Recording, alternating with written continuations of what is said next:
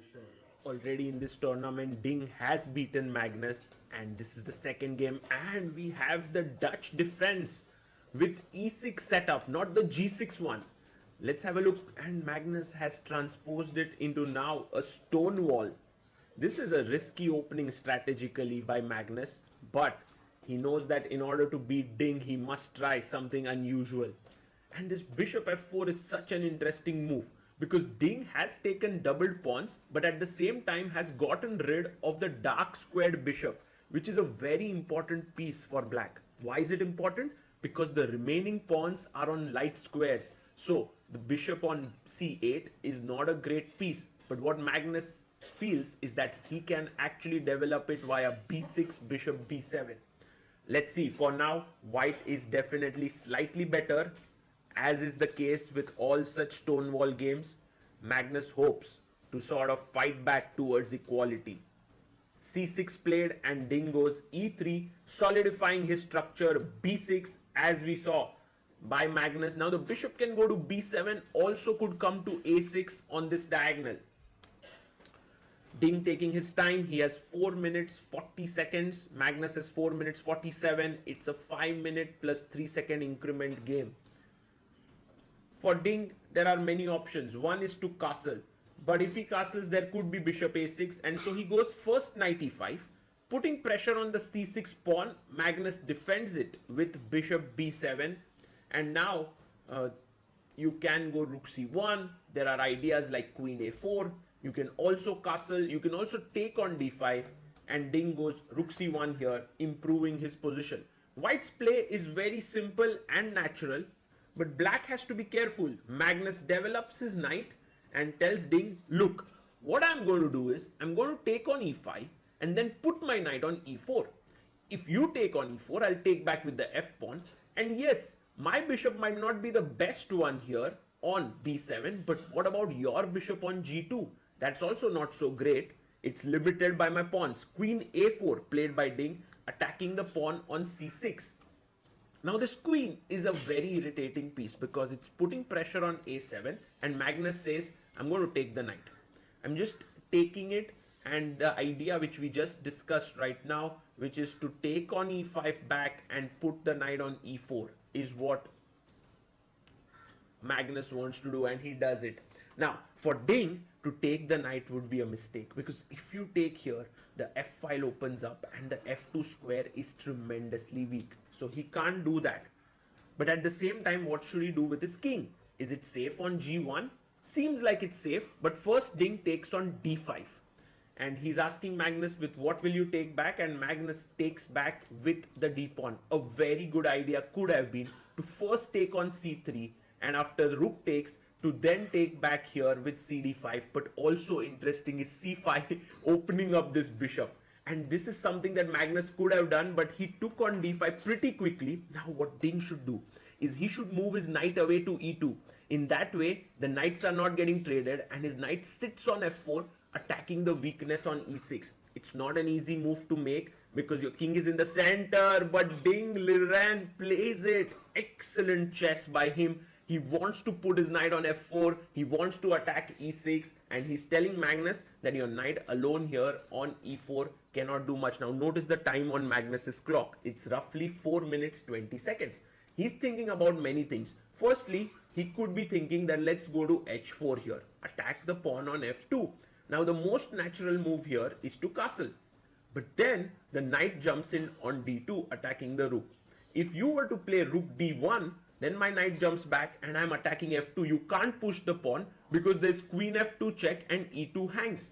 And so you may want to go back, because if you take on e4, that is just catastrophe, because after takes here, f2 is under pressure. So these are some problems. You can also think about putting your knight on g3, but then f4 opens up, and this is exactly what Magnus is calculating right now, that how can you do. But then you can think that after knight d2, instead of rook d1, there is rook e1. And then when you go back, there is f3. And even if you check here, king h1, this seems like a nice position for white, because after knight g5, I have this very interesting move, queen a3. The point being, you can't take on f3 because of rook f1, and I will take this back. This is actually complicated, and you can see that Magnus is trying hard to calculate all these intricacies. What about instead of queen h4, if he goes something like a5? Very interesting, because then you can put your bishop down here, and if white castles, then bishop a6 is extremely strong, chopping off this knight. But of course he won't castle, he would go knight f4, attacking e6, and bishop a6, knight e6, queen h4. It gets crazily complicated. But look at the clock. Magnus has thought for nearly 2 minutes. What is he doing? 2 minutes in a game of 5 minutes.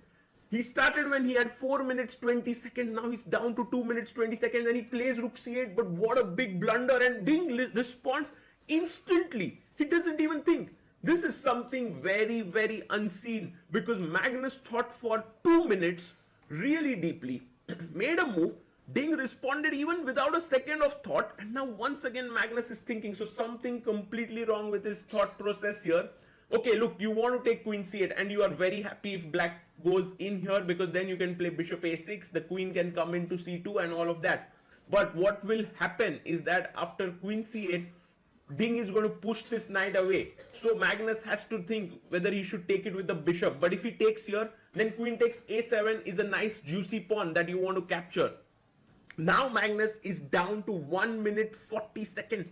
He's taken really too much time here, and actually he's not just worse on time, his position is also bad, and you can see that he is rotating that pawn in his hand. He's trying to figure out a way to get out of this mess that he has created for himself.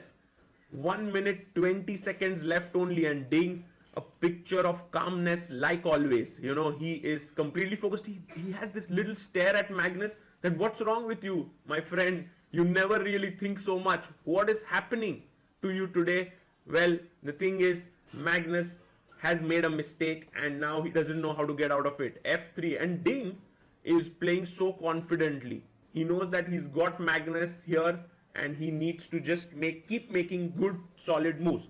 Now the knight has to move. Where? It can't go here, can't go here, can't go here. Has to go back to g5, but then it's doing nothing much there.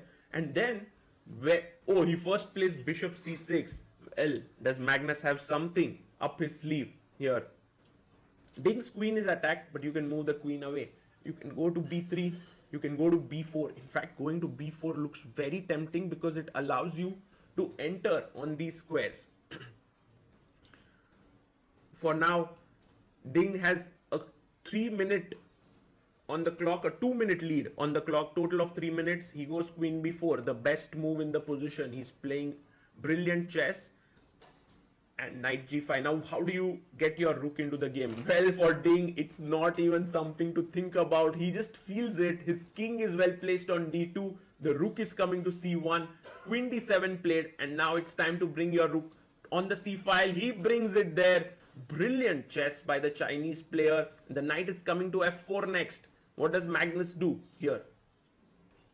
Okay, he brings his rook to c8, and now, do you put your knight on f4? Of course, this is a juicy square here, and he does it. He plays his knight to f4.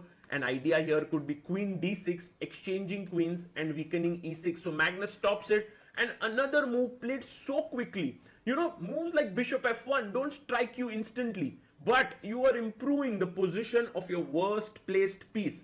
And with such solid, amazing play, Ding has not only got a great position over the board, but look at the clock now. Magnus down to 15 seconds. He goes knight d8. He's being outplayed completely by the Chinese player. Now, bishop a6. That could be a nice idea here to just hassle the rook. He does it. He plays bishop a6. Bishop moves back to b7. You can trade on c8. Maybe you can also trade on b7. How does Ding continue here? The thing is, you have built up a winning position. How do you finish off your opponent is an important skill.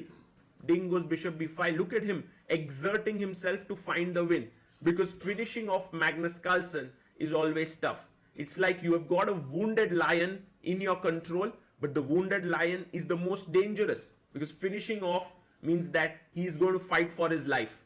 And this is what Magnus is doing right now. With 16 seconds left, he is looking at all the possibilities that are up his sleeve. There could be counterplay with g5, kicking off this knight. There could be exchanges that could happen on b5. Ding repeats. Is he going to take a draw? I don't think. Not at all. No chance. Knowing what a fighter Ding is, this is not likely. So first Ding takes on c8. And now you can take with the queen. But then if you take with the queen enters on e7. So he takes with the bishop. And the point here is that now actually you can take on c8. That's what Ding does. Takes, queen takes and moves in. And it's a mate in one, guys, here. So Magnus has to play h6 here, which is the best move. But you can see Magnus is unhappy. How does Ding finish this off? The e6 pawn is well defended. The knight has to come into the game. Can you go to g6? Well, first a check. King here and knight g6. Notice the knight can come to e7. Can also go to f8. There are too many possibilities here. Would Magnus want... Oh, he goes queen c4. He goes queen c4. Ding says, let me first pick up a pawn. And now he starts calculating. Because you can pick up this knight here. It's a free piece. Let's just look at it here, knight d8. But then Magnus gives a check. Then he's planning to take on b2. And then he's trying to get a lot of counterplay here. So for Ding, it's a decision here. What should he do? He has 1 minute 15 seconds. He gives a check first here and he finds this entire line, it seems. Knight g6, where is the mate? Queen h8 would have been mate, but the knight is hanging. If you can move your pawn to h5, that would be wonderful. But it takes time and Ding is so confident. He actually plays knight e7 and tells Magnus, you can take the pawns you want, you can give me few checks, but in the end my king is escaping and your king is busted because queen g8 is a checkmate here and there's no way to get around it with 4 seconds left for Magnus. What a firm handshake by Magnus, literally saying, Ding, you played well.